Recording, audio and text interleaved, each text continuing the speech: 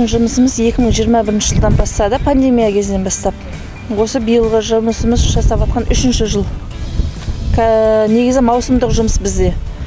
Қыстың кезінде поляда болады, іште базада қамыс байлайтындар болады, тұрақты 300 адам жұмыста жүреді ғой. Барлығы жалдамалы бізде адамдардың көбісі. Өйткені қазір АСП алады көбісі, тіркелгісі келмейді. Ал өзіміздің мекемеде заңды тіркелген 10 адам бар.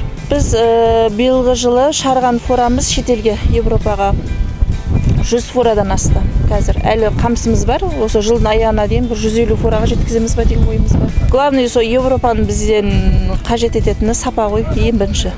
Сапасы жағынан ешқандай шағым жоқ Европадан.